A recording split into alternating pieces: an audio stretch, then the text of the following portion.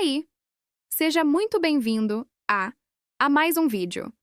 Hoje a gente vai falar sobre um assunto que, com certeza, você já sentiu na pele ou, no mínimo, já ouviu alguém comentar. A famosa ansiedade. Mas antes de qualquer coisa, deixa eu te fazer uma pergunta. Você se considera uma pessoa ansiosa? É provável que sua resposta seja sim. Talvez você tenha pensado naquela prova importante, naquela entrevista de emprego, ou até naquele primeiro encontro que te deixou com um frio na barriga. E sabe de uma coisa? Isso é normal. A ansiedade, em sua essência, é uma reação natural e super importante do nosso corpo.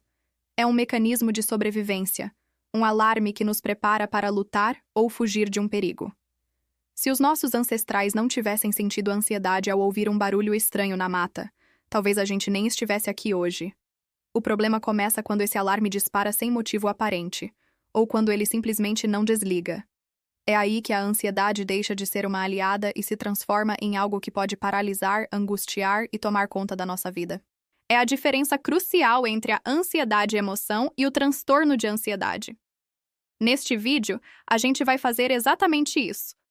Um tour por 3 dos principais tipos de transtornos de ansiedade.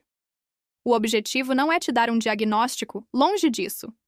A ideia é trazer informação de qualidade, te ajudar a entender os sinais e, principalmente, mostrar que existe ajuda e que ninguém precisa passar por isso sozinho. Então, prepara o café, senta num lugar confortável, que a gente vai desvendar juntos o transtorno de ansiedade generalizada, o transtorno de pânico e a fobia social. Vamos lá? Vamos começar com um dos mais comuns, mas muitas vezes um dos mais difíceis de identificar. O transtorno de ansiedade generalizada, ou como a gente costuma chamar, TAG. Sabe aquela pessoa que parece estar preocupada com tudo, o tempo todo? Não é só com o boleto que vai vencer ou com a apresentação no trabalho. É uma preocupação excessiva e constante com a saúde, com a família, com o dinheiro, com o futuro, com pequenas coisas do dia a dia. É como ter um rádio na cabeça, sintonizado 24 horas por dia na estação da preocupação. A grande característica do TAG é que essa preocupação é desproporcional à situação real. A pessoa sabe, racionalmente, que talvez não precise se preocupar tanto, mas ela simplesmente não consegue desligar esse estado de alerta. Ela vive esperando que o pior aconteça, mesmo que não haja nenhuma evidência para isso. E o corpo sente. Ah, como sente. Quem tem TAG geralmente convive com uma série de sintomas físicos bem chatos. Tensão muscular, principalmente nos ombros e pescoço, dores de cabeça constantes, cansaço e fadiga, mesmo sem ter feito esforço, irritabilidade, dificuldade de concentração, o famoso branco na mente, e problemas para dormir, ou demora a pegar no sono, ou acorda no meio da noite. Imagina só viver assim. É exaustivo. A pessoa com TAG está sempre no limite, gastando uma energia mental e física absurda para lidar com preocupações que, para os outros, podem parecer pequenas. É como tentar correr uma maratona todos os dias, mas sem nunca sair do lugar. Uma analogia que eu gosto é a de um detector de fumaça com defeito. Um detector normal só apita quando há fogo de verdade. O detector de uma pessoa com TAG apita se alguém acende um fósforo, se faz uma torrada, e às vezes apita sem motivo nenhum, só por via das dúvidas. O sistema de alerta está sensível demais. Então, se você se identifica ou conhece alguém que vive nesse estado de apreensão constante, saiba que isso tem nome e, o mais importante, tem tratamento. Agora, vamos falar de algo diferente. Se o TAG é uma ansiedade que borbulha de forma lenta e constante, o transtorno de pânico é uma explosão. É o terror em sua forma mais pura e avassaladora. O pilar central desse transtorno são os ataques de pânico. E aqui precisamos ser muito claros. Um ataque de pânico não é só um nervosismo ou um piti. É uma experiência aterrorizante de medo e desconforto intensos, que atinge um pico em questão de minutos. Durante um ataque, a pessoa sente uma avalanche de sintomas físicos e mentais. O coração dispara, parece que vai sair pela boca. A pessoa sente falta de ar, uma sensação de sufocamento. O corpo treme, vem suores e calafrios. Dói o peito, dá enjoo, tontura. É tão intenso que muitas pessoas acham que estão tendo um infarto ou um AVC. Elas genuinamente acreditam que vão morrer.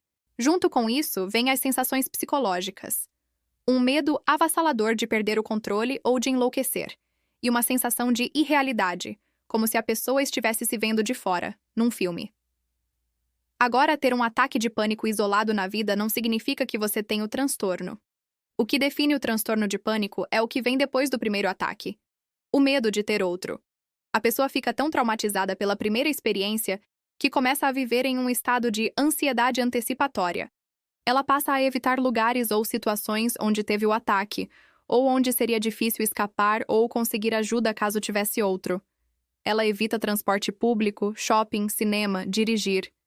A vida da pessoa começa a encolher, a se limitar por causa do medo do medo. O transtorno de pânico cria um ciclo vicioso. A pessoa tem medo de ter um ataque. Esse medo gera mais ansiedade. A ansiedade aumenta as chances de os sintomas físicos aparecerem. E os sintomas físicos são interpretados como o início de um novo ataque, o que gera pânico. E o ciclo se reinicia.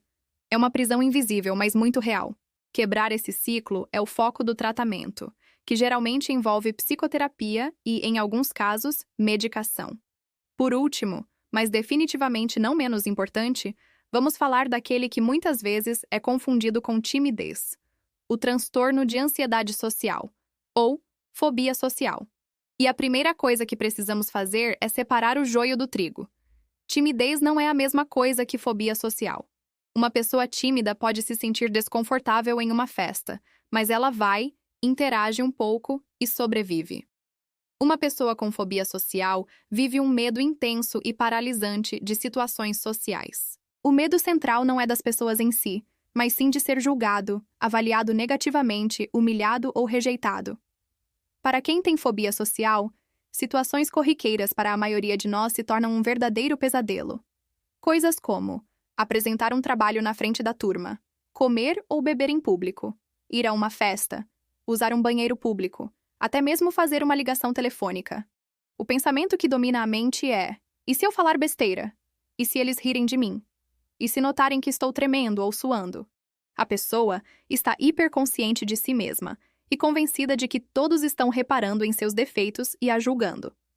Esse medo é tão intenso que gera sintomas físicos de ansiedade bem parecidos com os do pânico: taquicardia, sudorese, tremores, rubor, ficar vermelho. E o pior, a pessoa tem medo que os outros percebam esses sintomas, o que a deixa ainda mais ansiosa. É outro ciclo terrível. Para evitar esse sofrimento, a pessoa começa a usar estratégias de segurança e evitação. Ela recusa convites, inventa desculpas, escolhe trabalhos onde não precise falar em público, senta no fundo da sala. A fobia social, assim como o transtorno de pânico, também faz o mundo da pessoa encolher. Ela sabota oportunidades de carreira, amizades e relacionamentos por causa desse medo avassalador de ser julgada. É muito mais do que ser quietinho ou antissocial. É um sofrimento genuíno que limita a vida e o potencial de uma pessoa. E, novamente, a boa notícia é que existe tratamento muito eficaz para isso, ajudando a pessoa a reconstruir a confiança e a enfrentar essas situações de uma forma mais saudável. E então, conseguimos dar uma olhada mais de perto no transtorno de ansiedade generalizada, no transtorno de pânico e na fobia social.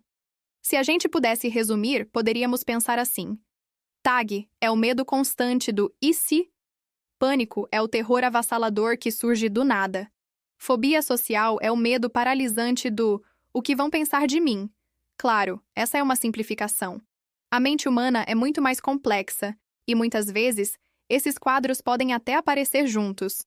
Mas o ponto mais importante de todo esse vídeo é este. Este conteúdo é informativo. O objetivo é acender uma luz sobre esses temas, gerar empatia e compreensão. De forma alguma, ele serve para você se autodiagnosticar ou diagnosticar alguém que você conhece. Diagnóstico é coisa séria, feita por profissionais qualificados, como psicólogos e psiquiatras, após uma avaliação cuidadosa e completa. Se você se identificou com muitos dos sintomas que descrevemos aqui, se percebe que a ansiedade está te paralisando e trazendo sofrimento, o passo mais corajoso e importante que você pode dar é procurar ajuda. Falar sobre isso é o começo da mudança. Cuidar da nossa saúde mental é tão importante quanto cuidar da nossa saúde física. Não tenha vergonha, não tenha medo. Você não está sozinho, eia! E pra gente fechar, eu gostaria muito de saber sua opinião. Você já conhecia a diferença entre esses transtornos? Esse vídeo te ajudou a esclarecer algum ponto? Deixa aqui nos comentários, eu vou adorar ler e trocar uma ideia com vocês. E claro, se você gostou do conteúdo e acha que ele pode ajudar outras pessoas, deixe o seu like, se inscreva no canal para não perder os próximos vídeos e compartilhe com quem você acha que precisa ouvir essa mensagem. Obrigado pela sua companhia e a gente se vê no próximo vídeo. Até lá!